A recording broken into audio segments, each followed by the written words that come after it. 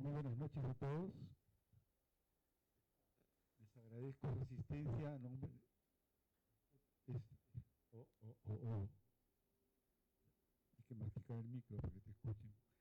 Bueno, muy buenas noches a todos. A nombre de la Asociación de Psicoterapia Psicoanalítica y del Instituto Psicoanalítico Interdisciplinario, esta es una primera reunión del ámbito cultural que el LIS ha propuesto para mantener durante todo el año y busca acercar el psicoanálisis al arte, a la cultura, a la literatura, y a partir de ahí poder fertilizar mucho más todos nuestros conocimientos.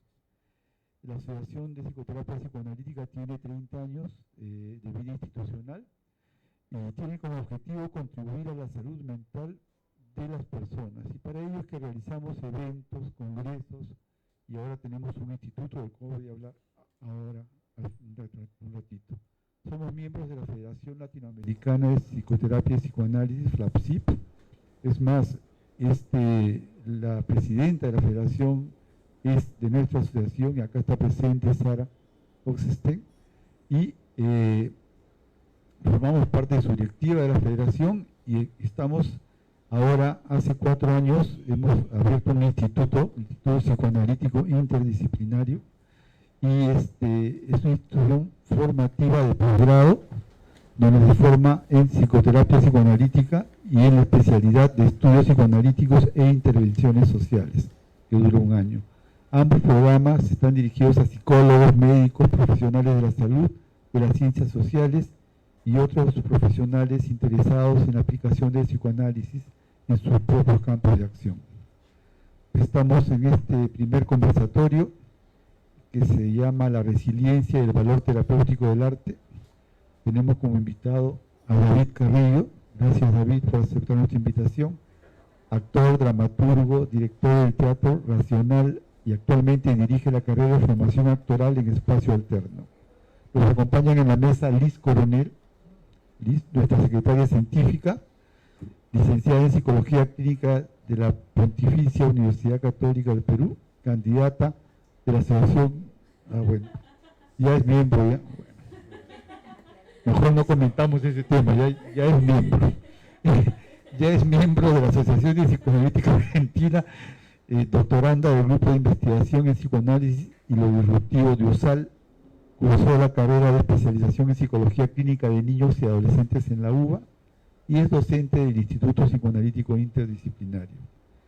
Graciela Burkley, que también apoya con toda la Comisión de Cultura y Psicoanálisis, es licenciada en Educación, área Filosofía, subárea Psicología, en la Universidad Nacional Federico Villarreal, psicoterapeuta graduada en el Centro de Psicoterapia Psicoanalítica de Lima, es coordinadora del dictado de cursos extracurriculares de formación psicoanalítica en la Pontificia Universidad Católica del Perú, diseña y dictado de cursos de voluntariado para el proyecto Latinoamérica contra el Cáncer de la Liga Peruana de Lucha contra el Cáncer y un proyecto de la Comunidad Europea.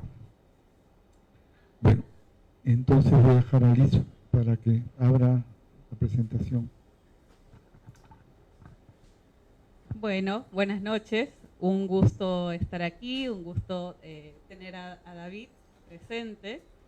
Y yo he preparado una introducción al tema para que después podamos hacer una dinámica de conversatorio, de preguntas, de comentarios, ¿no? Acerca del arte con David. Bueno, no voy mucho al cine. Tengo una hija pequeña a la que me gusta acompañar en el proceso de dormirse. Pero hace un par de años, en una rara salida nocturna, fui a ver todo en todas partes al mismo tiempo. Salí profundamente conmovida, con una intensa sensación de alivio. Algo se desbloqueó dentro mío, me removió. Es la misma sensación que uno puede experimentar en un proceso analítico cuando descubre en el transcurrir de esas asociaciones o en la devolución del analista algo acerca de una verdad íntima que había estado encubierta, falseada, negada. Entonces se produce una suerte de reconexión con uno mismo. De hecho, la primera vez que pensé en dejar el análisis, llevaba ya 7 años en alta frecuencia, fue después de leer Cobro de Sangre, de Mario Mendoza. Solo había leído un libro de él en la adolescencia, Satanás. Me había llamado poderosamente la atención porque hila con maestría 3 historias aparentemente desconectadas, donde el dolor y la exclusión dan paso a un estallido brutal, una masacre. No voy a detenerme a hablar de ese libro porque me extendería demasiado, pero me hizo pensar y elaborar acerca de la violencia. Estando de viaje en Bogotá, me lo reencontré, al autor, es decir, a sus libros. Con cierta duda compré esa nueva novela. Fue todo un viaje. La leí en un fin de semana. Pasé por todos los estados afectivos. Sentí la dulzura, la ilusión, la picardía, la rebeldía, el terror, el dolor, la pena, la necesidad de venganza, de que algo no quede impune, el desconcierto, la culpa que te lleva a encadenar situaciones de padecimiento una tras otra y finalmente la redención. Cuando terminé el libro me sentí liberada, profundamente aliviada, ligera. Todo parecía haber adquirido un nuevo sentido. Me ha pasado otras veces con otros libros, con otras películas, con canciones, etc. De pronto, algo toca una fibra íntima que me hace replantearme la vida, reconectarme, integrarme. El arte tiene ese poder de hablarnos íntimamente. Es una conexión más directa, más profunda, que escapa a cualquier racionalidad. Por supuesto, no me pasa lo mismo con todo lo que leo o veo, pero aún así lo disfruto mucho. De hecho, durante mucho tiempo, la literatura fue un refugio para mí, y podría pensar que para muchos. También he podido estar del otro lado, del lado de quien crea. Lo he hecho por necesidad, por impulso, porque necesitaba sacar algo de dentro, algo que no podía saber con anterioridad al proceso de escritura, algo que solo se me revelaba a posteriori. De hecho, nunca tuve direccionalidad al escribir. Nunca planteé un tema ni organicé un argumento. Por eso nunca escribí más que pequeños cuentos y poesía. Quizá por eso me llamó poderosamente la atención lo que Siri Husbeth cuenta en su libro La mujer temblorosa. Dice que hay una suerte de conexión directa mano-cerebro que se activa al escribir. De hecho, cuenta de un chico de 13 años que después de pasar por radioterapia para combatir un tumor cerebral, gradualmente se vuelve amnésico a todo contenido nuevo. No puede recordar lo que hizo en el colegio, lo que comió, lo que vio, pero cuando va por la vía de la escritura puede relatar con detalle cada suceso, aunque después no pueda leer lo que escribió ni dar cuenta de su contenido. Siri también señala el valor terapéutico de la escritura, cuando narra de su taller de escritura para pacientes psiquiátricos en los que el solo hecho de escribir "me acuerdo" sirve de catalizador para una serie de recuerdos que permanecían bloqueados, perdidos, negados. El poder reparador del arte ha sido descrito por muchos autores, pero en esta ocasión me interesa más lo que cuenta cada artista de su vivencia.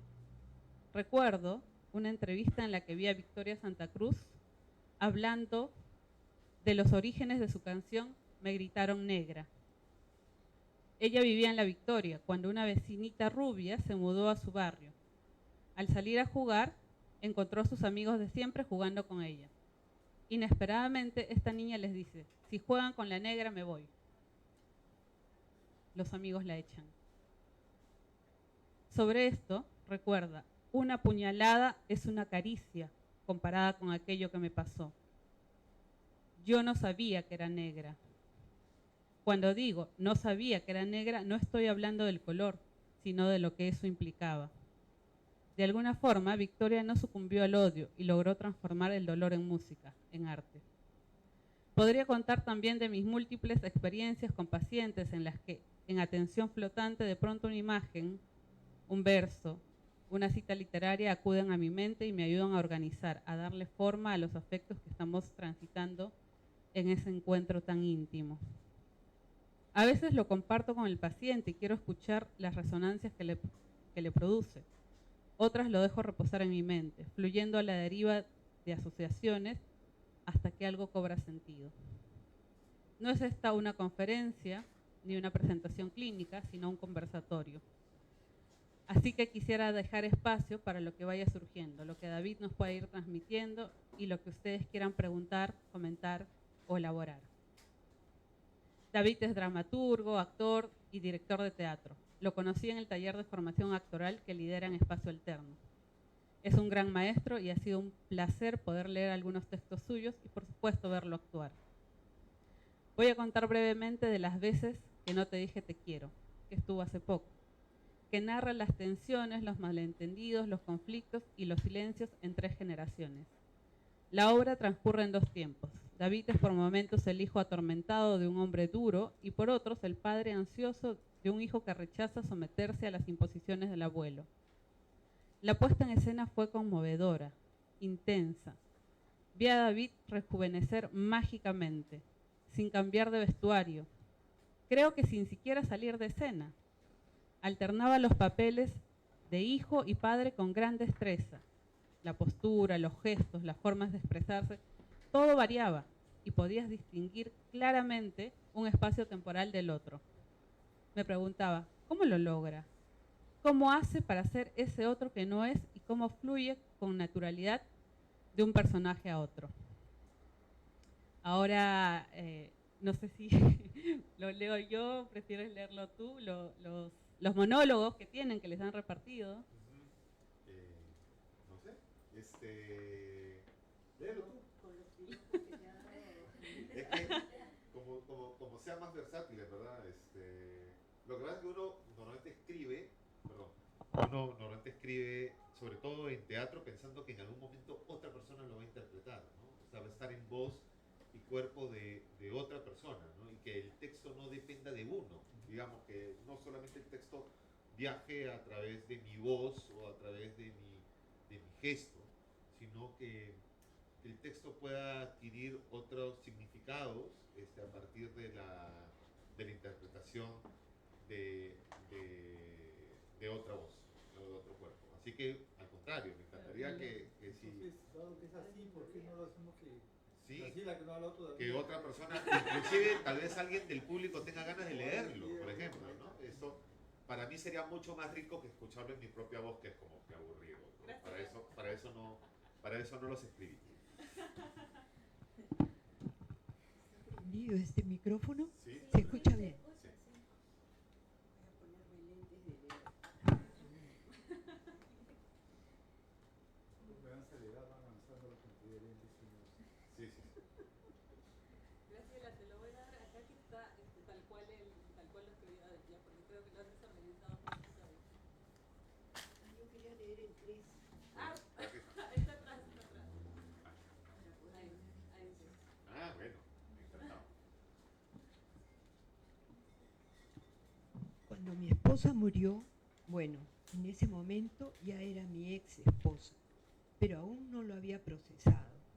Para mí seguía siendo mi esposa. Es que acabábamos de firmar los papeles 3 días antes y justamente ella estaba celebrando el divorcio, la libertad, su independencia. Tuvo un accidente, con el carro un choque, había tomado, murió instantáneamente. Si hablábamos de... Ok. Murió instantáneamente. Si hablábamos de últimas palabras, la suya fue su firma. Eso fue lo que me quedó de ella. No, esperen, sí dijo algo. Después de firmar mientras se iba, lanzó un "c'est fini". No era francesa, por si acaso, pero sabía bien que nunca me gustó el francés. Así perdí a mi esposa, para que a los 3 días perdiera a mi ex esposa. Ni siquiera me permitió ser su viuda. Se la vi.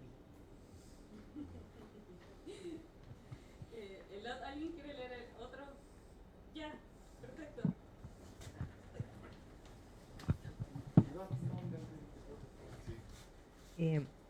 ¿Se escucha bien? ¿Sí? Ya, yo soy Martina Basurco y voy a leer el 1. La vida da vueltas. Es una frase hecha que mamá usaba mucho. y la última vez que se la escuché, la dijo con odio, como una promesa de venganza. ¿Venganza de qué? No lo sé, ni idea. Ella estaba desvariando en el hospital, afiebrada de dolor, casi inmóvil, solo sacudida por su propia respiración. En un arranque de no sé qué, pero fue sorpresivo, me cogió la mano y nos miró, y nos dijo, con odio, la vida da vueltas. Y luego no habló más. Al día siguiente se terminó de apagar.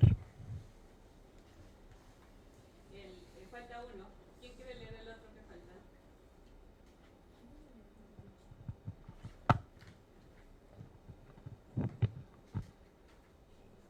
Dos. Me presento. Mi nombre es Mireya Garagate. Dos. Yo no lo recuerdo así. Recuerdo que se despertó y que nos miró, pero no dijo nada. Solo nos miró con intensidad, con brillos en los ojos, pero no dijo nada. Es más, hace tiempo que ya no decía nada, tanto que me es imposible acordarme de lo último que haya dicho. Más bien fue papá, cuando se enteró de que estaba con cáncer, me dijo, la muerte es el descanso del guerrero. Me gusta pensar que eso fue lo último que me dijo. No fue así, porque murió un mes después. De hecho, habrá dicho otras cosas, pero para mí esa fue su frase final. Todo lo dicho después ha sido borrado por falta de impacto. Bueno, intensos, profundos. A mí realmente me han hecho pensar incluso en la clínica con los pacientes, sobre todo el primero de la madre, ¿no? El de la vida da vueltas, con un paciente lo he estado pensando tiempo. David, quiero preguntarte, yo te he escuchado en varias entrevistas que están en YouTube, las pueden buscar. Te he escuchado en varias entrevistas del valor terapéutico que para ti ha tenido el arte, específicamente el teatro, la escritura, y ahora nos decías el dibujo también. Sí. ¿Nos puedes contar un poco de eso? Sí, es una pregunta enorme, pero voy a tratar de de dar algunos titulares, highlights, digamos, algunos resaltados como para jalar después la conversa, digamos, ¿no? Pero yo he tenido varios momentos en mi vida donde siento que el arte, que es mi oficio en realidad, después se convirtió en mi oficio, ha venido al rescate. Puedo contar algunos de esos momentos, digamos, para que lo gatillen y lo aquilaten ustedes. Cuando tenía 11 años, yo estaba cursando mi primer taller de teatro, obviamente como alumno. Entré a estudiar teatro al Club de Teatro de Lima, a un curso de adolescentes que dictaba Gregor Díaz, que justamente era uno de nuestros más brillantes dramaturgos, escritores de teatro, que para mi gusto, como en esta ciudad se publica tan poco teatro, hay algunos textos publicados de él, pero creo que es brillante. Para mí era lo más cercano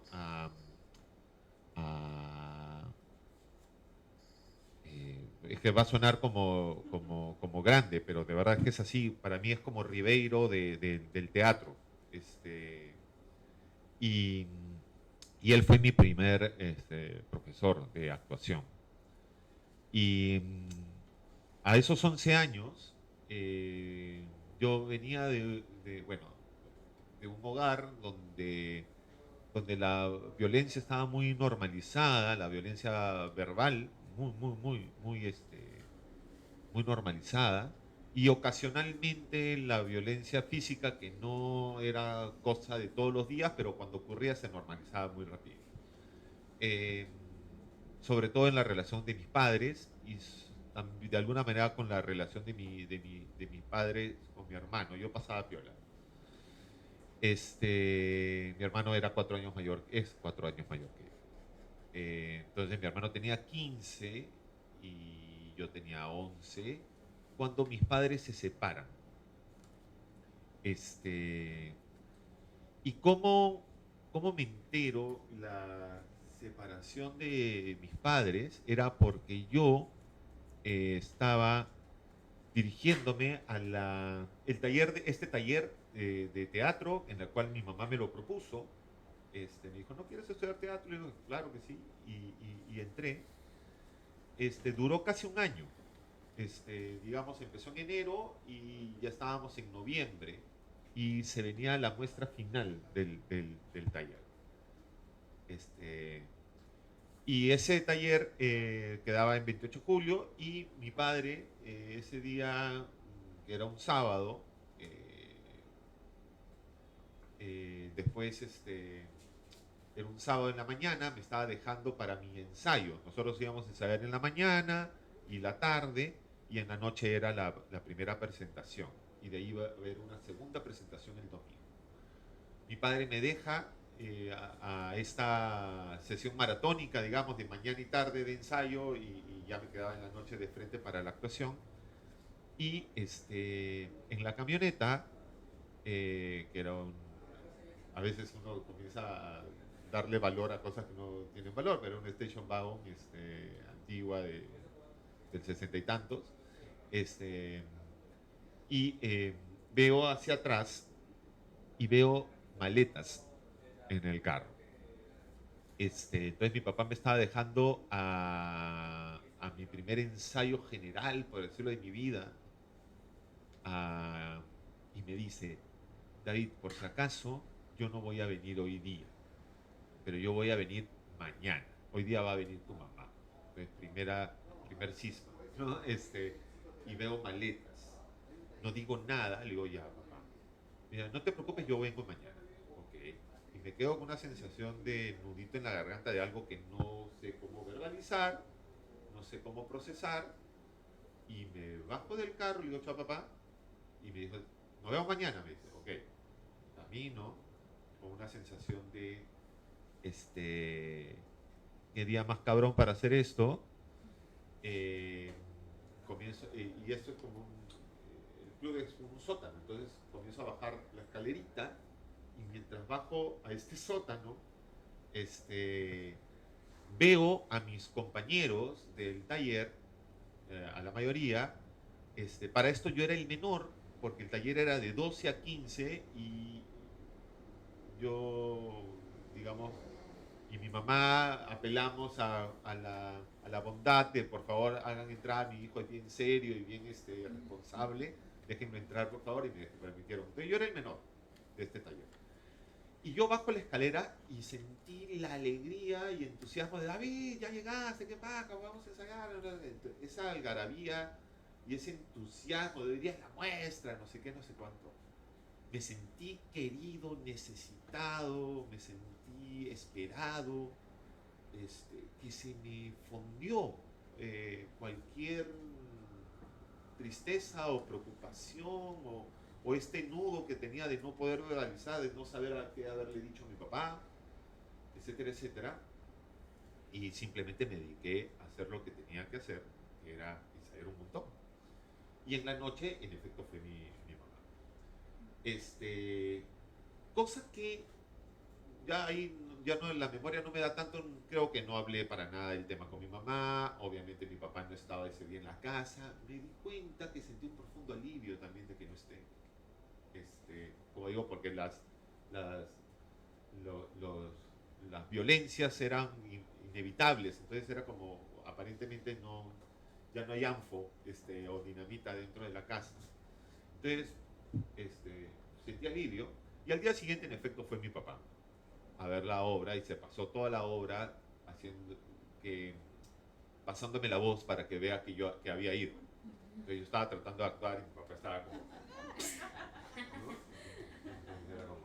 Se la pasó toda la función haciendo dar cuenta que mira, cumplió mi palabra. Después no cumplió un montón de otras palabras, pero esa palabra la cumplió.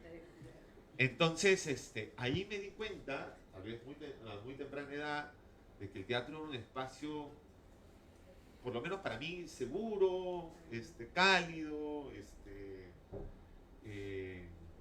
que me hacía sentir tal vez algo que muchos buscamos en nuestra vocación, sentirnos útil. Tal vez por eso afirmé, oye, en algo soy bueno por fin, ¿no? Y eso.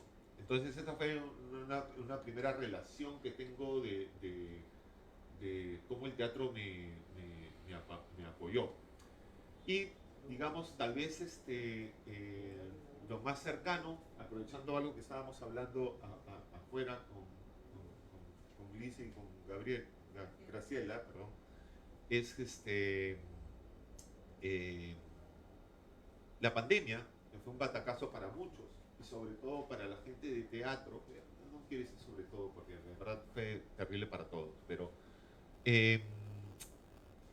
¿por qué puedo decir sobre todo, por lo menos en mi sensación? Porque jamás imaginé que iba a haber algo que atente contra lo que yo más hacía, que era el teatro, que es justamente el convivio, es estar uno al frente del otro.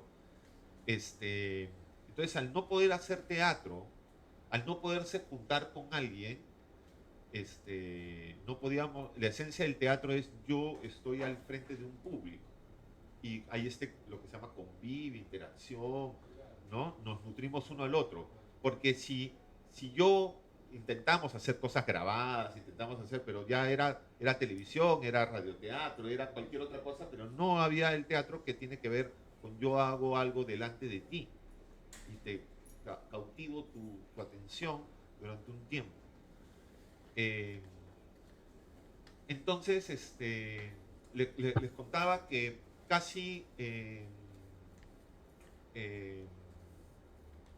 a mí la pandemia me agarró estrenando una obra de teatro que no había escrito, solamente había dirigido y actuado.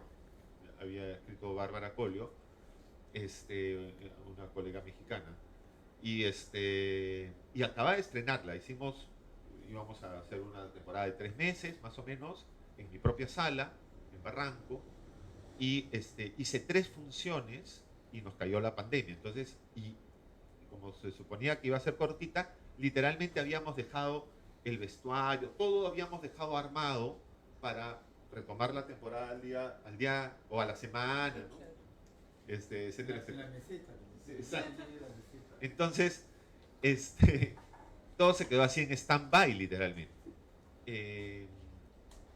Y yo que tenía ese teatro, había dejado, siempre dejábamos la luz de guardia prendido, que es una tradición que tenemos en el teatro, por una cábala que viene de... Siempre queda una luz encendida en el teatro. Y literalmente yo decía, he dejado una luz prendida, voy a apagar luz por gusto. Y las cosas se alargaban. Yo decía, ¿en qué momento me van a dejar salir un ratito para ir a apagar la luz? Bueno, eso en este marco. Pero esta parálisis que nos dio, yo tuve una reacción tal vez hasta maníaca de convocar rápidamente a amigos para juntarnos a teatrear de alguna manera virtualmente. Y dije, y le saquemos a estas vacaciones forzosas, le saquemos algún provecho. Entonces se me ocurrió convocar a 5 amigos más que tuviéramos el mismo perfil. El perfil era gente que ha escrito teatro, pero también ha dirigido y también somos actores.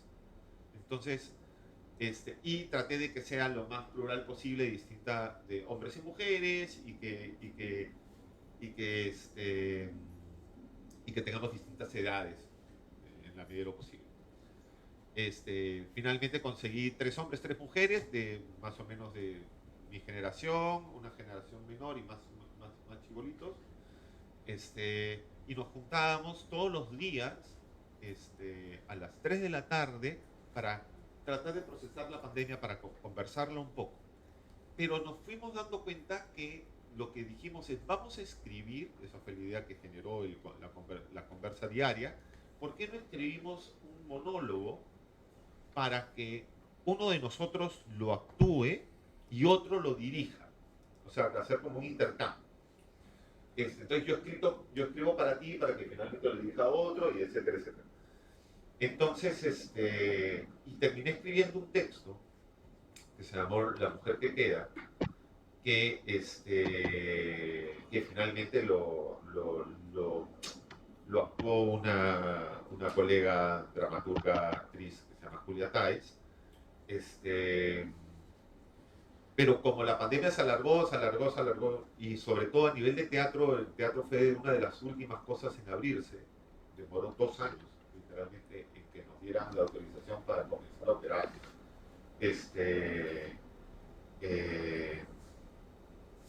Entonces, finalmente quedó ahí, no lo llevamos, o sea, nos cedimos a que cada uno haga con su monólogo lo que finalmente quiera, ¿no? El mío se convirtió en un video subido a YouTube, que terminó animando mi hija, que es dibujante, y más o menos cuando tenía 14 años, escuchó el audio que me había regalado mi actriz, me convirtió mi texto en un audio, una locución, porque era lo máximo que podíamos llegar a hacer, porque no podíamos. Y esa locución la escuchó mi hija y me dijo, oye, me gustaría hacer algo con eso, y hizo una animación a partir de lo que escuchaba. Y salió una animación de 8 minutos que está subida ilustrada, ¿no? Y eso, pero fue nuestra manera de lidiar con la parálisis, con la pandemia, como población de riesgo, no sé, todas esas palabras así que eran hiperpandémicas. Comencé a hacer un listado y dije, voy a escribir un texto pensando en las mujeres encerradas, pensando en la pandemia, y hacer una mezcla de cosas. Y me salió ese texto. Y esa fue mi manera de canalizar la frustración, la preocupación, la impotencia, y eso fue como otra válvula de escape. Entonces, y la otra que les puedo contar, eso que sucedió en medio de las dos, en el 2015, en el 2014, para ser sincero, escribí lo que dije va a ser mi primera obra de largo aliento, porque había escrito textos pequeños, monólogos, cosas más pequeñas, y voy a escribir una obra de 2 actos, o ¿no? digamos de hora y media, por lo menos, y escribí mi primera obra de teatro como tal, digamos. Y dije, y esa obra dije, ok, y en ese momento yo estaba manejando el Teatro Larco, y dije, voy a tratar de encontrar la forma de, ya la escribí, vamos a tratar de ponerla en escena. Y me tomó más o menos todo el 2015 conseguir el elenco, conseguir el financiamiento, y finalmente se estrenó. A pesar de un montón de avatares, como por ejemplo mi protagonista se tuvo que ir, y finalmente yo terminé actuando en la obra, que no era una obra que yo había escrito para yo ser el protagonista, pero terminé escribiendo, dirigiéndole, actuando. Lo que nos faltaba. Sí, lo que nos faltaba. Entonces y finalmente esa obra la estreno, y a la semana me da un infarto. Como comprenderán, Lo que nos faltaba. ese infarto no fue fulminante, porque si no, no estaría acá. Pero me dio un infarto. Justo, digamos, hice la primera semana, que fue jueves, viernes, sábado, domingo. El domingo me comencé a sentir mal en la función. Me acuerdo exactamente el momento, además, donde comencé a sentirme mal en la función. Pero el lunes no le hice tanto caso, porque pensé que era como negro, como y el martes no sé qué. Entonces, en la madrugada entre el martes y el miércoles, me tocaba empezar funciones el jueves. Felizmente me dio el infarto en la clínica. O sea, porque ya me comencé a sentir mal, por eso estoy aquí. Pero lo loco era que todo el mundo, cuando se enteró que me había dado un infarto y había ido a la primera semana, todos mis amigos, ¿no? Digamos, para la primera semana de teatro, digamos, la llenas con tus amigos, digamos, ¿no? Hasta que el público comienza a pasarse la obra. y se entere. Entonces, todas las personas que habían visto la obra no entendían lo que había pasado. Primero porque me habían visto muy bien y después de un momento a otro muy mal. Y por otro lado decían, David ha escrito sobre esto. Porque la obra trataba de un director de teatro que estaba con problemas amorosos, digamos, del corazón. Tenía un problema con su esposa, con su pareja, estaban como... Y él estaba a punto de estrenar. Y entonces, y un poco la discusión era por qué estamos en este conflicto justo antes de estrenar. No podíamos pelearnos un poco después o un poco antes. ¿Por qué justo en este momento que tan límite para mí? ¿No? Porque era un poco workahólico, estaba como muy concentrado en el teatro, etcétera, etcétera. Y además no lo había contado esos problemas en casa, no se lo había contado a nadie de su equipo, ni a su asistente de dirección, ni a sus actores, ni a su productor. Hasta que tiene un colapso, tiene una crisis nerviosa, un ataque de pánico, y finalmente cuando tratan de ponerse a enterar, lo llevan a su casa, se enteran que ya su esposa no está viviendo ahorita con él, se acaban de separar, o sea, se enteran un poco de la situación.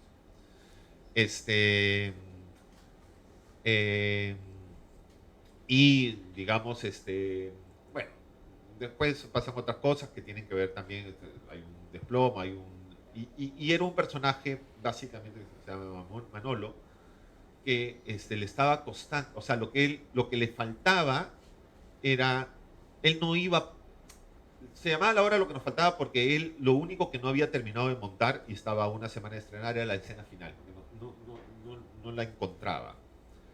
Y todo lo que le proponían a los actores le parecía falso, no lo encontraba. Entonces, y no sabía cómo dirigirla. Entonces lo que le faltaba era montar la última escena. Pero lo que después la anagnoris y la revelación de la historia es que él no iba a poder enfrentar la última escena hasta que no enfrentara el problema con su esposa. Porque lo que había en la obra era una situación de espejo, de reflejo, y él no entendía la situación porque no entendía su situación. Entonces, hasta que él en un ensayo por impotencia, ya cuando están a punto de estar, él lo que decía por impotencia, porque su actor falta un ensayo, ¿verdad? Él hace la escena para sacar la escena adelante, para poder marcar las luces, para poder sobrevivir, porque ya el estreno era en 2 días o al día siguiente, ya no me acuerdo. Al él hacer la escena, entiende la situación del personaje. Entonces lo que le faltaba era ponerse en el lugar ya, entonces todos mis amigos que habían visto esta historia, que les había fascinado, lo que les sea, entonces dijeron, David está en la clínica, le ha dado patatús, le ha dado ahorita. Entonces, y era una comedia. Lo loco fue que una de las primeras cosas que yo digo, a ver, funciona. Pero habíamos ensayado tanto y que era como difícil buscar un reemplazo, porque además, como les dije, yo entré a actuar en la obra porque mi actor no pudo cumplir con el rol de ensayos y un mes antes se tuvo que ir. Entonces había como muchas cosas parecidas de la vida. Entonces, entonces no era tan fácil buscar un reemplazo porque no habían actores de mi edad tan libres en esa época. Bueno, y la cosa es que termino yo preguntándole al doctor, me dan de alta y me dicen, ya puede hacer su vida normal, no se preocupe, yo ya. Pero le cuento, mi vida normal es subirme a un escenario, actuar. Entonces me dice, porque me dijo, haga su vida normal con calma. Entonces le digo, bueno, actuar no sé si se puede actuar con calma. Entonces le dije, estoy haciendo una obra de teatro, estoy actuando. Entonces, es como hacer deporte. Le digo, sí, probablemente hay mucha adrenalina. Entonces me dijo, no, tienes que pasar una prueba de esfuerzo. Entonces, lo que pasó dijo, vamos a hacerte una prueba de esfuerzo en 10 días. Entonces lo que le dije a mi elenco es, paremos un ratito 10 días, a ver si yo puedo hacerlo. Mientras, mi equipo estaba ensayando a otra persona para ver si lo hacían. Pero por otro lado, mi esposa, que es muy sabia, más sabia que yo, se había dado cuenta que probablemente yo no me había morido, no me había muerto, porque estaba con la idea de tengo que volver a la obra. Porque tengo mi plata, tengo un elenco, o sea, hay gente que ha trabajado, y no sé si tienen idea, pero en el teatro solo se cobra a partir de las funciones, todos los ensayos, todo es una apuesta, como una inversión, ¿no? Entonces, una vez que entra la taquilla, uno va comenzando a ganar. Entonces, todos estaban como... Entonces, me sentía muy responsable. Y la cosa es que, en efecto, paso la prueba de esfuerzo, y en efecto, vuelvo a hacer la obra 10 días después. Pero esta hipercomedia que habíamos escrito, nunca me voy a olvidar el reestreno. Porque, obviamente, el reestreno se pareció mucho al estreno porque, como habíamos parado, toda la máquina se había enfriado. Entonces teníamos que volver a hacer como una semanita como para calentar con amigos, con onda para que la gente se pase la voz. Y entonces mi segunda semana de funciones fue como de nuevo como una primera. Y en función de reestreno, yo les dije vamos a hacer función con cuerpo presente. Vamos a actuar, vuelvo a hacer la obra, se anunció con que se volvía conmigo mismo y toda la cosa. Y toda la gente, no sé si toda la gente que fue, no se reía. Porque estaban muy preocupados por mi salud. Porque exacto, porque en la primera escena el personaje tenía un ataque de pánico, en la cuarta escena se desmaya, ¿no? Se desploma, entonces toda la gente estaba como hiper preocupada. Es más, adquirió un feeling dramático muy, porque la gente estaba muy conmovida, pero ya no se reían tanto. Inclusive, mis compañeros de escena, a veces, no es que yo actúe muy bien, pero por momentos me decían, claro, yo hacía que Manolo se sintiera mal y me decían, ¿está bien? Entonces era como, ya carajo, estoy bien. Entonces dijimos, vamos a hacer un gesto que era, como Manolo es un hombre casado, igual que yo, pero entonces yo no tengo la manía de jugar con mi anillo. Entonces dije, ya, ok. Si yo me cojo el anillo, es que me estoy sintiendo mal de verdad. Si no estoy jugando con mi anillo, todo lo que estoy haciendo es actuación. Entonces hicimos ese pacto de verdad y mentira entre el elenco. Y sí tomó un tiempito. Claro, cuando fue el público normal ya a ver la obra, la gente volvió a reírse. Pero claro, cuando iban mis amigos, a la gente que me quería, decía, ¿por qué David está haciendo esto? Pero también entendían que lo estaba haciendo esto porque obviamente había un acto de supervivencia y había un orgullo de, miren, 10 días después estoy de pie haciendo la obra. Claro, podías hacerlo. Podía hacerlo, sí. Y después le puse lo que nos faltaba, una comedia que te estrujará el corazón, le puse de eslogan. En fin, entonces sí ha habido momentos en que, por lo menos estos 3 momentos muy importantes en mi vida, han sido espaldarazos de poder seguir adelante, una boya un motivo para poder tirar para adelante. Ahora, hablando de cuando me comenzaron a preguntar, porque se volvió, oye David, tú has hecho, porque claro, la gente que veía ya después del infarto decía, tú has hecho cambios, ¿no? Para que la obra, para jugar con la autoficción. No, la obra era tal cual, hace un año la he escrito.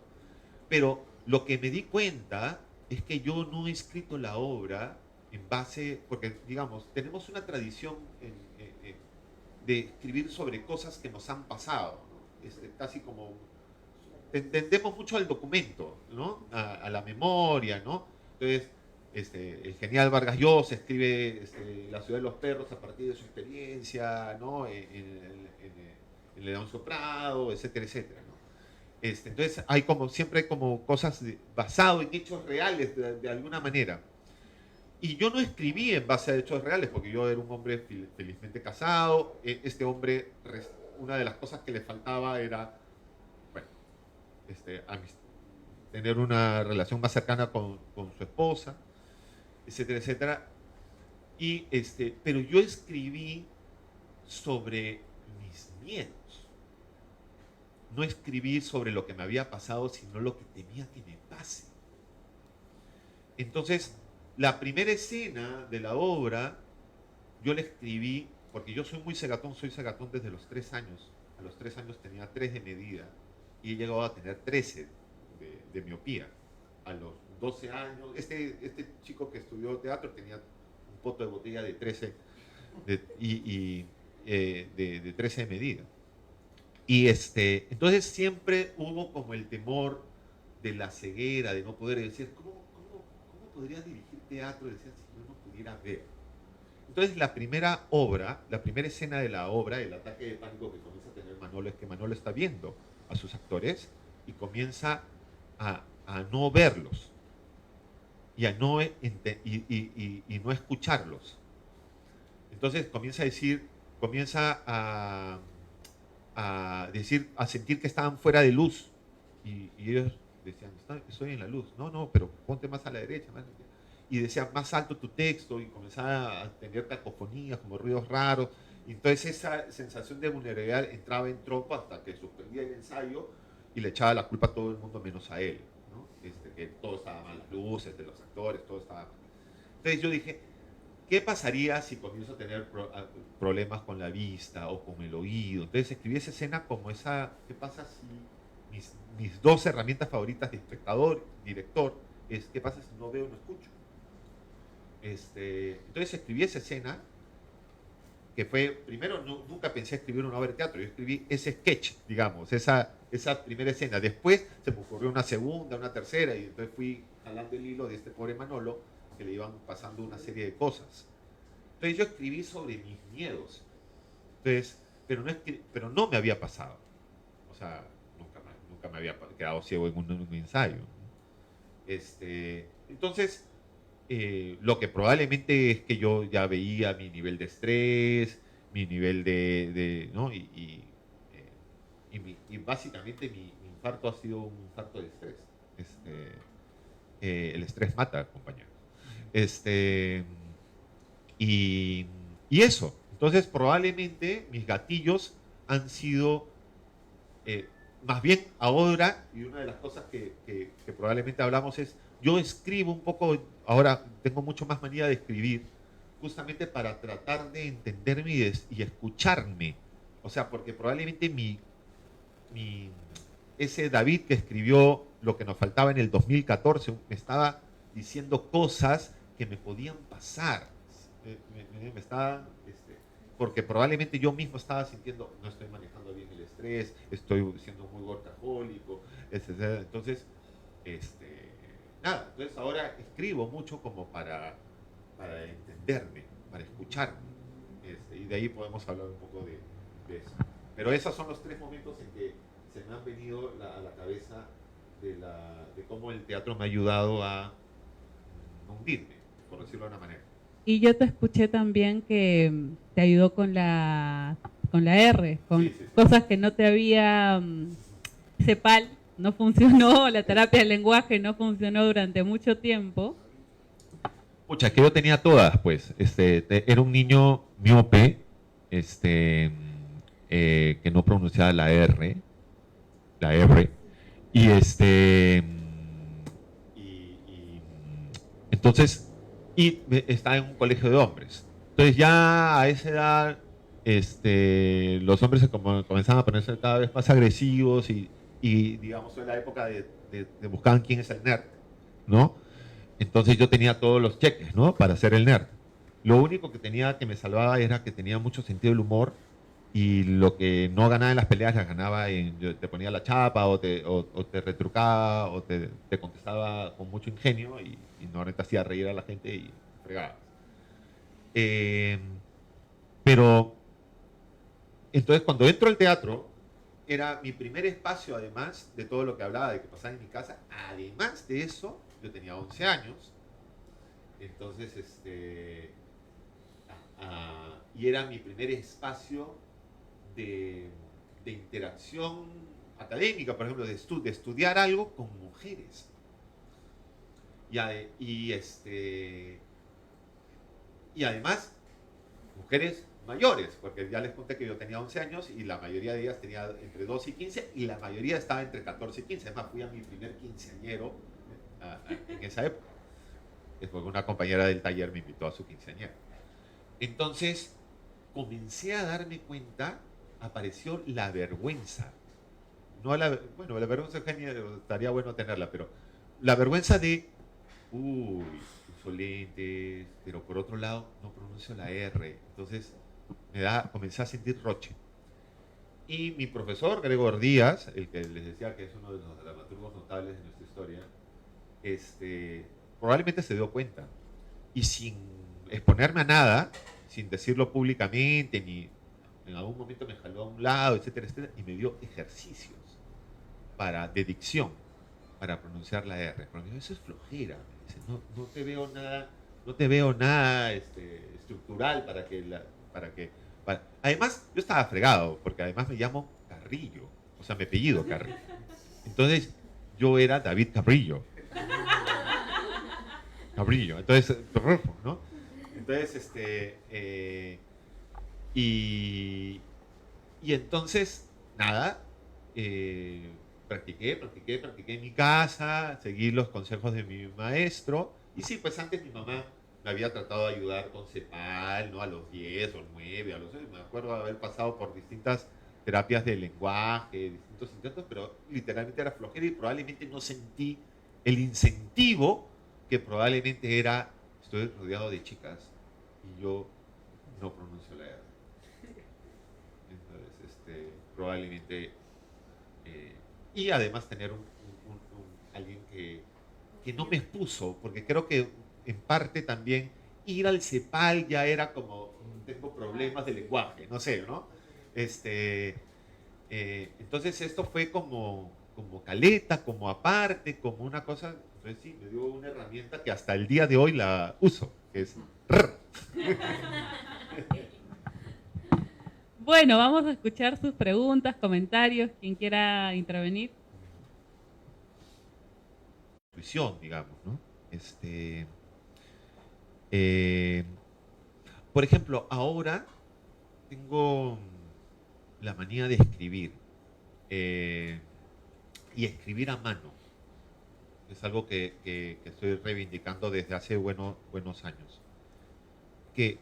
Porque es placentero, hay una motricidad distinta, hay esta conexión mano-cerebro que hablaba Liz en su presentación, que creo que es bien valiosa recuperar. No es lo mismo digitar en un teclado que escribir a mano.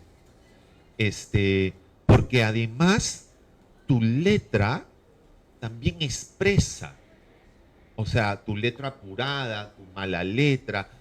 Hay momentos en que escribo más bonito porque quiero que se lea mejor. Hay cosas que escribo con intención de que si alguien lo encuentra no entienda. Y hay cosas que escribo bonito por si alguien lo encuentra. O sea, entonces exacto. Entonces hay una intencionalidad y además el escribir a mano es como dibujar, pues. Tú estás dibujando la letra, ¿no? Es caligrafía, esta grafía bonita, ¿no? Entonces estás dibujando letra y justamente una de mis otras pasiones es dibujar y entonces a veces también acompaño con un dibujito, con un trazo, con una casita, una flechita, con un subrayado, lo que escribo. Entonces, yo lo que estoy haciendo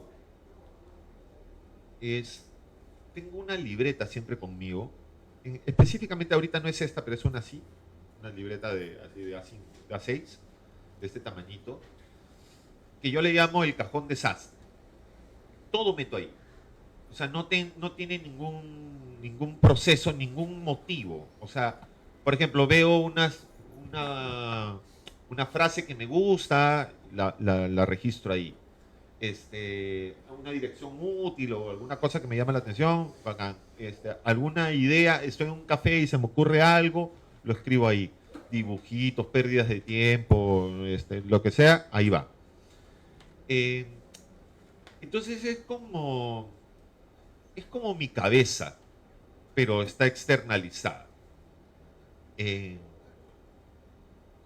Y cada cierto tiempo, cuando estoy en tiempo de ocio, la ojeo y reviso, mira esa frase, qué bonita, mira si en este momento escribí eso, no sé, hice este dibujito, no, y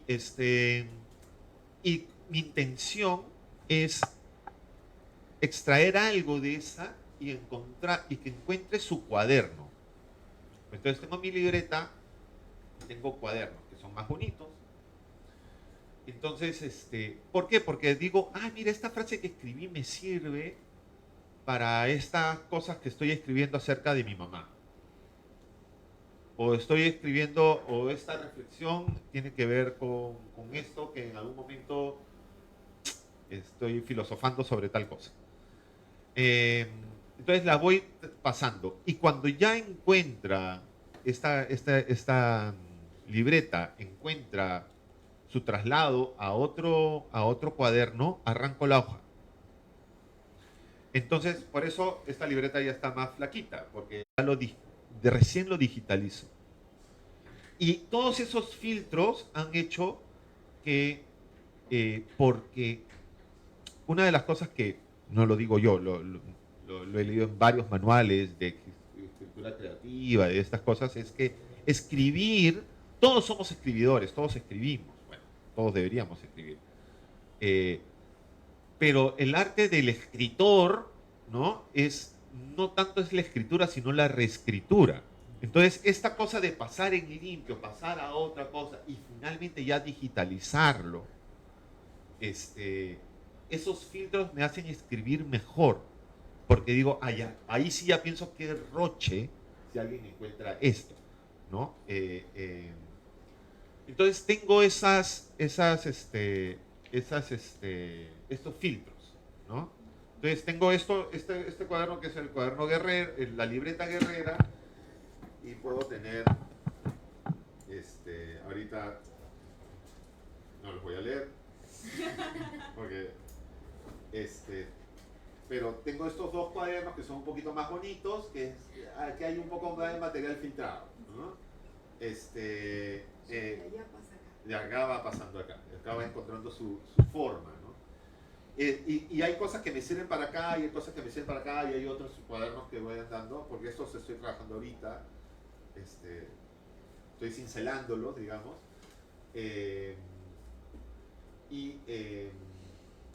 porque creo que hay algo que es lo que quería compartirles, perdón, es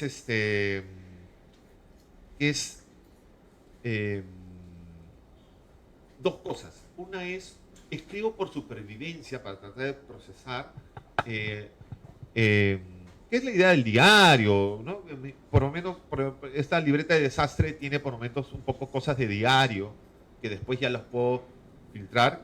Y cuando es muy personal, como digo, lo escribo con muy mala letra, como por si lo encuentra mi esposa, mi hija, no puedan entender mucho de qué voy. Pero después lo puedo filtrar, que me lleva a una reflexión mayor. Entonces, escribo por supervivencia, pero también hay un momento que creo que ahí nace la idea del arte, que ya no es por necesidad, sino por una necesidad de regalar. Entonces, Louise Hay tiene un libro que me gusta mucho que se llama The Gift, que es un libro publicado en el 83, bastante anticucho, que habla, que él hace una investigación sobre imaginación, sobre creatividad, etcétera, etcétera. Él es un ensayista, crítico cultural, básicamente, estadounidense. Entonces, él digamos, su reflexión era que el ser humano toma acción y toma sus decisiones partiendo de dos puntos posibles, lo que necesito para sobrevivir y lo que quiero regalar. Entonces, justamente cuando yo voy filtrando, es como ya, esto lo escribí por desquite, por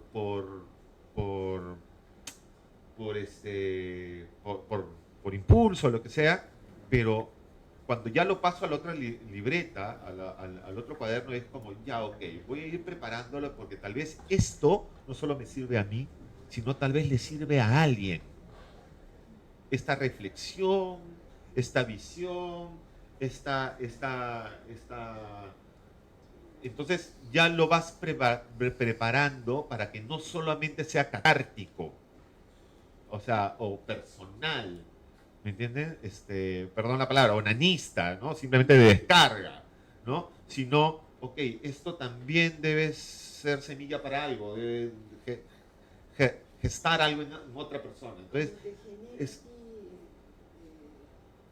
movimientos emocionales también exacto, quieres compartir eso, o que en todo caso las otras personas cojan sus propios procesos emocionales, porque tal vez lo que a mí me resulta muy conmovedor, para ti te puede resultar tierno y divertido. Entonces también hay que respetar los procesos de cada uno, pero justamente es esa la misión, ¿no? Es como esto que me permitió esto que me sirvió como catarsis, como supervivencia, es cómo le puede servir a los otros, ¿no?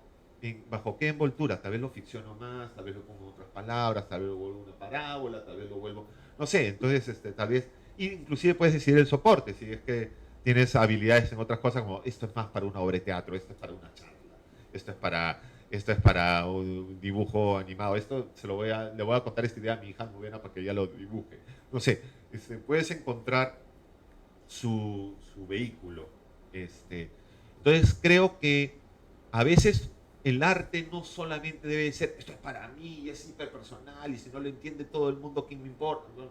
Sería raro. O sea, uno justamente ya lo transforma en arte porque quiere que otra gente le sea valioso, útil, reflexivo, o emocionante, o lo que sea, ¿no? Tenga algún nivel de impacto o proceso en el otro. Entonces ahí viene la idea de regalo, ¿no? De que sirva para alguien.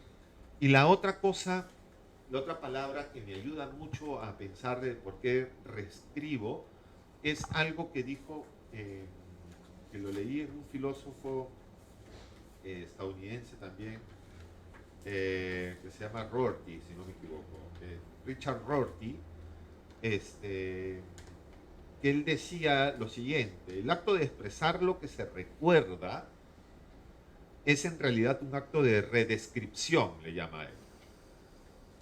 Porque en la redescripción se crea verdades. Y yo les cuento cómo entiendo esto.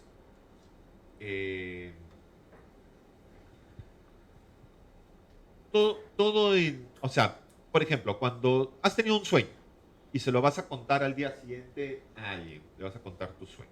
Y te lo tienes que contar a través de las palabras. Entonces tú vas a escoger las palabras que describan mejor tu sueño, ¿cierto? Pero de ahí se lo cuentas no sé, pues se lo cuentas a tu mamá, y tu mamá te da su impresión y te das cuenta que hay cosas que tal vez no has contado bien, etc. Entonces lo redescribes, porque lo que estás buscando es cómo describir mejor mi sueño, para que esta persona, o por ejemplo, no es lo mismo que se lo cuentes a tu mamá que se lo cuentes a tu novio, ¿me entiendes? Entonces le vas a poner acentos. Autoterapeuta. Digo, se lo voy a contar para que no me crea tan loco. Voy a bajarle un poco a esto, ¿no? Entonces, justamente, cuando uno vuelve a contar algo, que puede ser un recuerdo, una fantasía, entonces tú estás redescribiéndolo todo el tiempo, porque estás buscando la mejor forma. Entonces, cuando yo filtro esto que va pasando de una libretita a otra hasta terminar en la computadora, voy pensando en eso, voy a contarlo mejor. Y en eso se parece mucho al teatro, que es lo que le digo a Alice, que es cada función, nosotros no repetimos la obra, sino la recreamos, la volvemos a hacer. Vamos a hacer que todo lo que suceda, o sea, digamos, sí, sabemos que Hamlet va a terminar matando a Polonio de accidente, pero vamos a hacer que suceda de nuevo. Porque si no sería inerte, ¿no? Sí, o si no sería aburrido, porque si yo te digo, durante 50 noches de tu vida vas a hacer lo mismo, es como parece castigo, es como hacer la planilla en el colegio. En cambio, el reto es, vamos a hacer que todo suceda de nuevo. ¿No? Vamos a volver a hacer pero permitiéndole que haya esas diferencias, porque como sabemos, ¿no? Si yo ese día te grité un poquito más, o en ese día te dije el texto con más ternura o menos ternura, va a ocasionar como las alas de mariposa viajando al pasado, ¿no? O sea, vas a hacer que algo cambie. Entonces, esto que decimos de una función no es igual a otra, es por eso, o sea, en esencia tal vez para el público es la misma, pero desde adentro tú sientes que ha habido cosas nuevas, novedades, reactualizaciones, redescripciones desde adentro de la obra. Entonces esto creo que esta idea de volver a contar, de volver a contar, de volver a contar, de volver a poner palabras, y en algún momento, eso es el arte, el escritor si en un momento debe definir, ya, esta es la mejor forma, porque si no, no paras nunca. Esta es la mejor forma de contar esta historia, ya no hay, ¿no? O sea, en algún momento tienes que aprender a hacer el arte final, o sea, ponerle el tan-tan a tu redescripción. Y sabiendo que no todo conmueve de la misma manera a todos. Exacto. Y que debería ser así, porque si el arte no es, si el arte quiere hacerte sentir solamente una cosa, es manipulación, ¿no? O es propaganda, ¿cierto? Justamente vemos una película para, no sé, pues tú fuiste a ver la película esta de todos en toda parte al mismo tiempo, y para ti puede haber sido conmovedora, y tal vez para la persona que fuiste era, oye, qué divertida, qué ingeniosa, tal vez su palabra es qué ingeniosa, porque sí, y todo es permitido, porque para unos puede ser muy ingeniosa, para otra vez ser loca, para otra vez ser conmovedora, para otra vez, oye, qué angustiante, ¿no? Este loop. Entonces hay que permitir, cuando todo el mundo siente lo mismo, hay que preocuparnos porque probablemente nos han manipulado, y el arte no debería ser manipulado.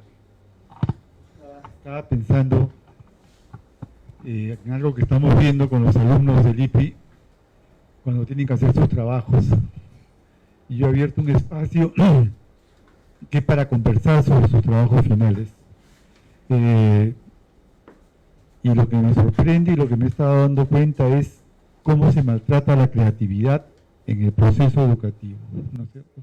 Esto de tienes que hacer un trabajo, tienes que aprender todo esto, y las personas llegan, tiene que quedar así, ¿no es cierto? Y es increíble la poca atención que se le presta en la formación, no solamente en los colegios, en las universidades, al proceso creativo. Y en muchos casos conversamos con los chicos, ¿cómo creas tú? No sé, la mayoría procrastina. 2 días antes, y como que se suelta un flato, lo bota, ¿no? Ya terminó, ya no es mío, ya, ¿no? Pero la creación es una cosa muy sensible, y es algo que yo creo que parte de conocernos es conocernos cómo creamos y ser tolerantes con nuestra creación, respetar nuestro proceso y cómo este se va a ir desarrollando. Por ejemplo, Freud en una de las cartas a Fritz le dice: hoy día estoy muy contento, estoy muy alegre, no es un buen día para escribir.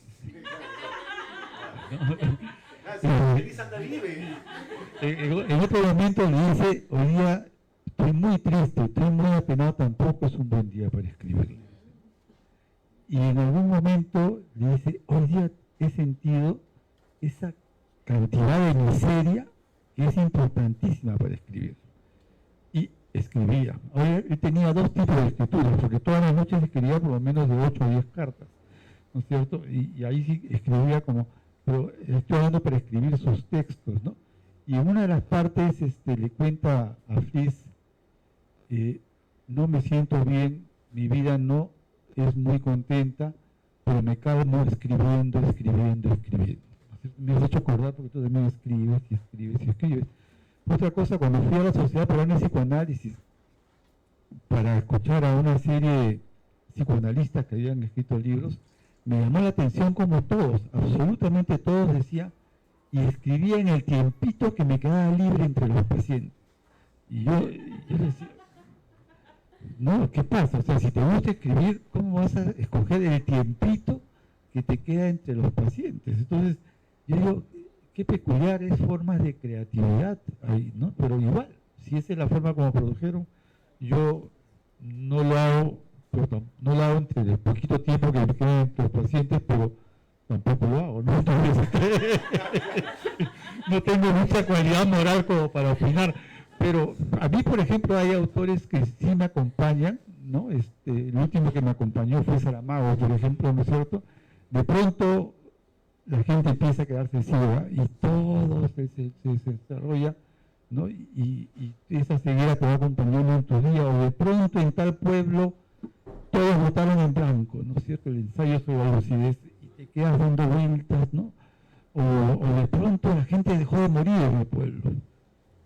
Entonces, me pasé algunos meses acompañado de Saramago, ¿no es cierto? Y con esta idea de cómo puede aparecer algo de pronto y cómo hará para destejer toda esta cuestión, ¿no? Y que no se convierta, pues, en, como tú dices, cómo cerrarlo, ¿no es cierto?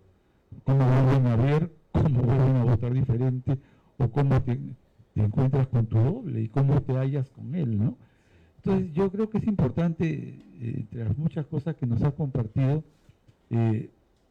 esta posibilidad de ayuda. Ahora, en nuestra terapia, en nuestro trabajo psicoanalítico, yo, varios de los momentos más importantes que he tenido con las personas que confían en mí para tratar de calmar su sufrimiento, han sido momentos en que aquello que he compartido con esa persona ha sido también algo que me ha ayudado a revertir algo personal. Y es ahí cuando yo me encuentro, me hallo, y me encuentro y me hallo, y la persona se halla conmigo. No necesariamente estamos hablando, yo le estoy contando lo que me pasa, pero las cosas que yo le digo parten de aquello que me está conmoviendo, ¿no es cierto? O a veces lo hago sin que se den cuenta, ¿no? En algún momento con un paciente, yo ni me acuerdo cuál tema era, ¿no?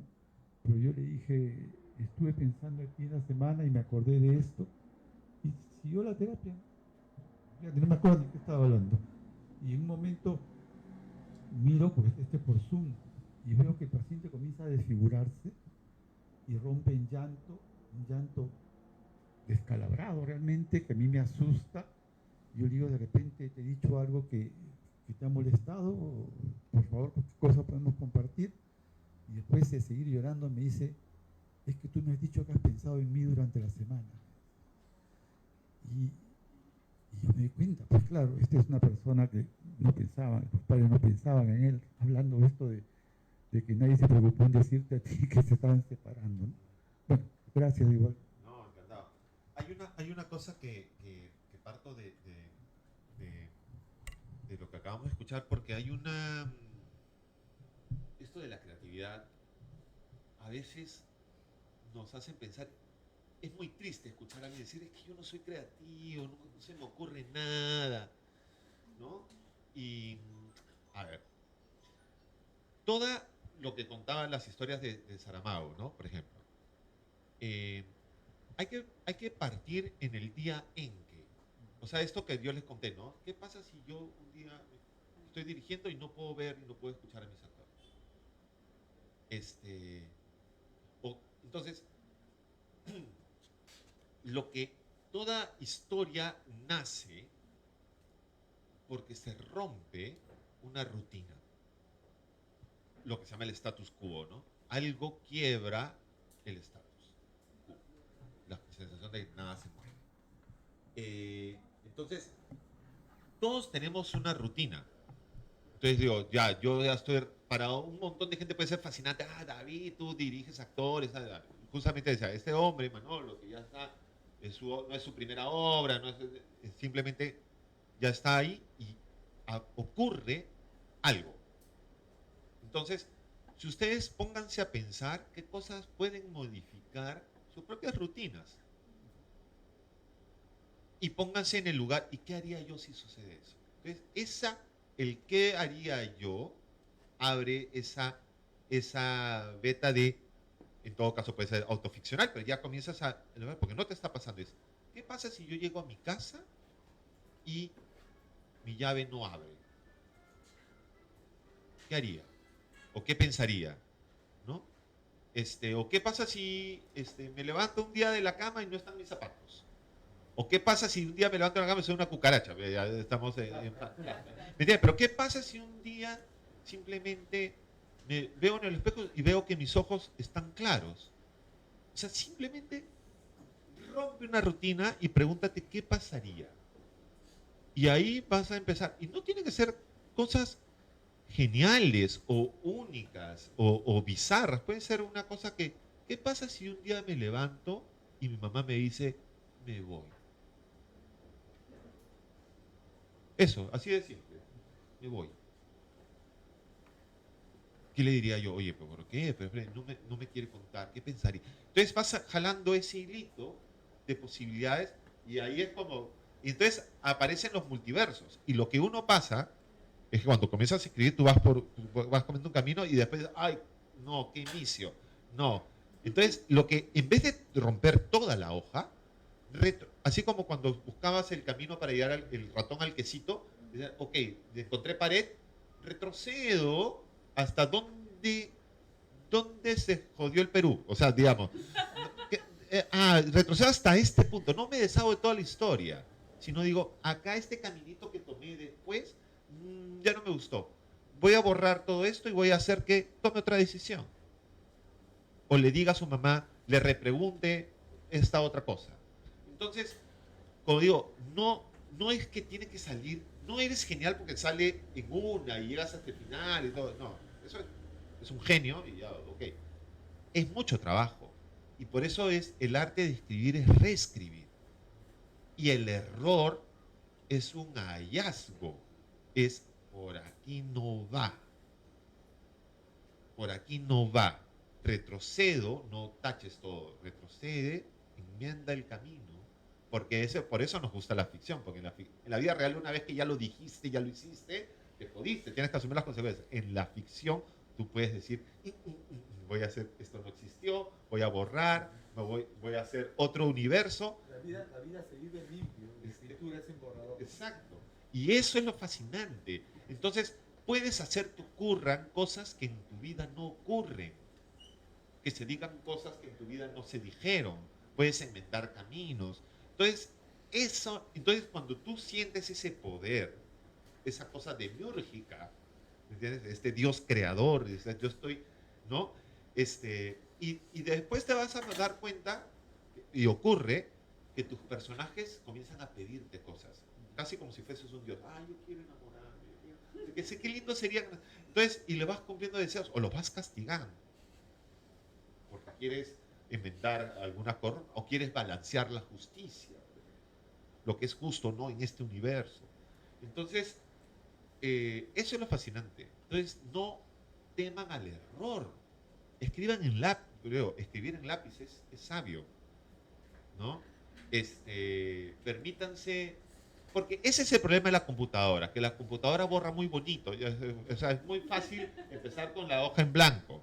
En cambio, tener libretas es como, oye, ¿cuánto me ha costado? Oye, sí he borrado, he tirado un montón de papel, no sé qué, no sé cuánto, pero ya lo que va quedando, va quedando. Hay una sensación de logro, me he quedado con 2 hojitas, no importa, pero son tus 2 hojitas. Y esto que decía, que dice que escribía Freud, que escribía cantidad de horas. La disciplina, lo decía Vargas Llosa también, sentarte a escribir debe ser un acto voluntario, pero no tienes que pensar en el mercado, en el sentido de que tengo que ser productivo.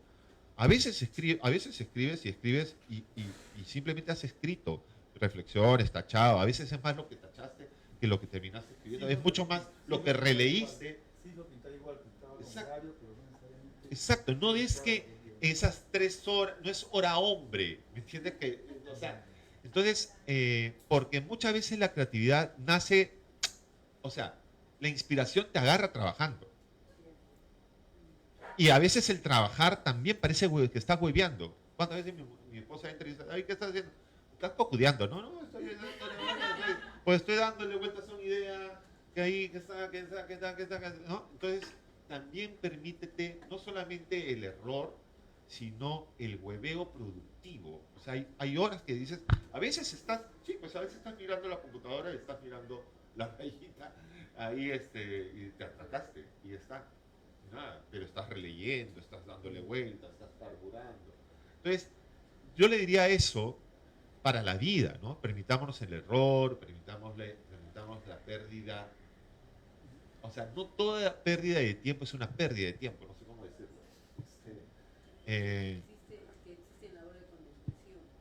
Sí, yo estaba pensando también que lo que a mí me sucede es que es como que hay algo abierto dentro de uno. A mí a veces trabajos o algunas cosas que escribo me acontecen en el semáforo, tomando una cerveza, me acontecen yendo a comprar un mercado. Se me viene una idea y esa idea, mi estilo es, llego y la pongo, la escribo. No le escribo al lápiz, le escribo a la computadora. Pues le escribo y la dejo ahí. O sea, no busco una coherencia, sino la pongo ahí. Con libretitas porque a mí después no me acuerdo. Entonces, la manía es, esta frase, trato de registrarlo lo más punto. A veces cuando no tengo ya, escribo acá, ¿no?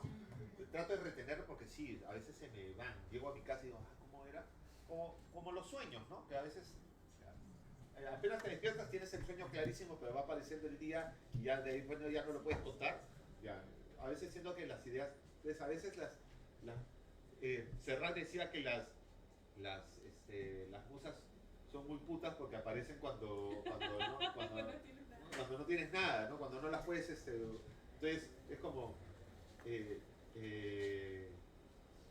y se terminan yendo con otro, ¿no? Entonces es como hay que tratar de chapar la idea, porque a veces ni siquiera es una idea, es un gatillo, es un impulso, un acicate de una cosita que después después te das cuenta que puede ser una tontería también, pero hay que chapar, porque probablemente la gente que dice no soy creativa es porque está dormida en esa sensación de status quo, de que no voy a cambiar nunca nada, ni siquiera en mi cabeza, ni siquiera en mi imaginación. Y probablemente tiene que ver con esto, el miedo al error, el miedo a la crítica, ¿no? Entonces escribe en primera instancia por tus superiores, escribe para ti, a la mala, en borrador, en sucio, en lápiz, en lo que quieras. El miedo a la libertad. Es que eso creo que es el gran tema. Miedo a la libertad. Porque es como digo, descubrir que tienes un poder de crear. Creo que no hay nada mayor poder que ese, el de la creación. Yo a los alumnos digo, puedes decir lo que quieras, acá se ve todas esas estupideces. ¿Cuántas grandes ideas deben haber sonado cojudas en su borrador, ¿no? ¿Alguien quiere preguntar, comentar? Cualquier cosa en libre asociación. Sí.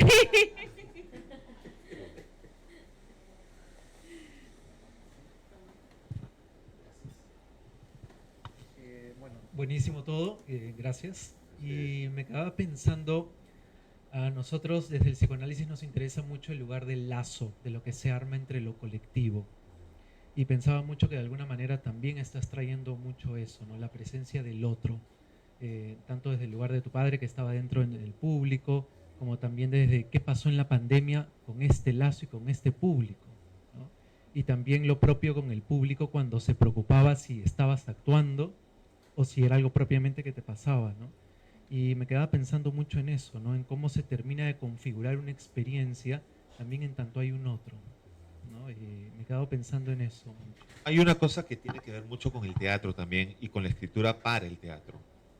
Si tú escribes algo que no le interesa a nadie poner en escena o actuarlo o decirlo, entonces no termina de existir, ¿no? Entonces, por eso la dramaturgia es como lo más vulnerable y lo que menos o sea, ahorita probablemente encontremos tal vez los clásicos, pero algo contemporáneo de dramaturgia por ahí que rebuscando encontramos aquí en la librería. ¿Por qué? Porque es una voz que está buscando cuerpo, está buscando montarse. O sea, una cosa es la literatura dramática y otra la cosa es el teatro. Para que esa literatura dramática sea teatro, tiene que ponerse en escena.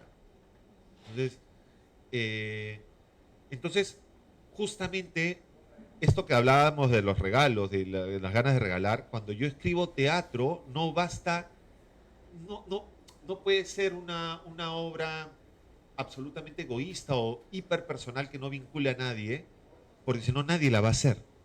Nadie la va a querer actuar o montar o ponerla en su teatro o ir a ver. Porque a diferencia de otras artes, yo puedo escribir una novela que puede estar adelantada a mi época y puede ser muy de avanzada, etcétera, etcétera, y la guardo, y después mis hijos o mis nietos la redescubren y la leen y dicen, mi abuelo era un visionario, escribió esto adelantado a su época y se hace y me vuelvo famoso post-mortem. Pero en el teatro vive del hoy, o sea, es como se hace ahorita o no se hace ahorita. Entonces, es como necesito escribir algo que sé que puede interesar ahorita, porque si no, no se va a hacer, y si no se hace, no es teatro. O sea, ¿me entiendes? En cambio, una novela ya es una novela, puede ser una novela incomprendida, puede ser una mala novela, puede ser lo que sea, pero ya existe. El teatro no existe hasta que no se hace. Y si no se hace, no es teatro, a lo mucho es un texto teatral, Por ejemplo, estos textos no se han hecho, ¿no? O sea, yo no sé ni qué son. No han encontrado todavía su forma. Y en estos textos, que los tienen ahí, hay gran parte de verdad y gran parte de mentira. O sea, todos tienen que ver con la muerte de mis dos padres. Y todos tienen que ver con la muerte de un padrino. Pero no es que es exactamente o no, hay una frase, hay un gesto, hay una cosa que tiene que ver con, y hay un montón de ficción y otredad y etcétera, etcétera. No son textos ni autoficcionales siquiera, pero yo te puedo decir, esto sí me pasó, o sea, esto sí es mío, ¿no? Esta frase sí estaría en una biografía, digamos, pero todo lo demás es una elucubración, simplemente es un mundo alterno, ¿no? Bueno, David, te agradecemos mucho. Nos hemos dado cuenta que nos hemos pasado de hora, así que muchas gracias a todos. Un placer tenerte con nosotros. Y bueno, nos veremos en otra oportunidad. La siguiente vez.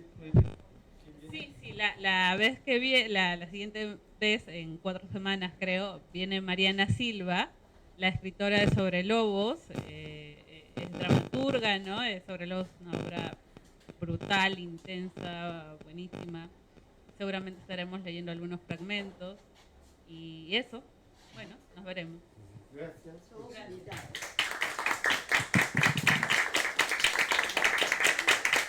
No, gracias. Espero que haya sido inspirador. Sí.